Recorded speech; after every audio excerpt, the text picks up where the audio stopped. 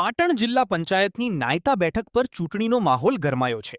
આ બેઠકના ભારતીય જનતા પાર્ટીના ઉમેદવાર મહિપતસિંહના સમર્થનમાં મેલુસણ સ્થિત પ્રસિદ્ધ મહાકાળી માતાના મંદિર ખાતે એક મહત્વની બેઠક યોજાઈ હતી।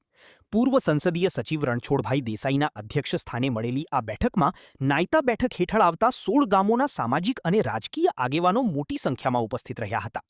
બેઠક દરમિયાન ઉમેદવાર મહિપતસિંહે ઉપસ્થિત આગેવાનોને સંબોધતા જણાવ્યું હતું કે વિસ્તારના સર્વાંગી વિકાસ માટે ભાજપની પેનલને જીતાડવી અનિવાર્ય છે। તેમણે નાયતા જિલ્લા પંચાયત બેઠક સહિત તેના હેઠળ આવતી તમામ 5 તાલુકા પંચાયત બેઠકો પર ભાજપના ઉમેદવારોને જંગી મતોથી વિજયી બનાવવા માટે હાકલ કરી હતી। પૂર્વ સંસદીય સચિવ રણછોડભાઈ દેસાઈએ જણાવ્યું હતું કે વિકાસની ગતિને વેગ આપવા માટે અને છેવાડાના માનવી સુધી યોજનાઓ પહોંચાડવા માટે કમળના નિશાન પર બટન દબાવી ભાજપના તમામ ઉમેદવારોને વિજયી બનાવવા જોઈએ।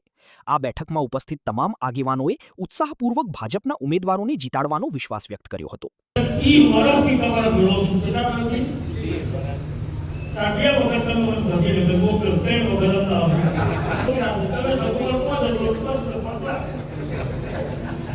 તમને છોડવાનું નહીં અને એ પણ કહ્યું તમે મને છોડ્યો પણ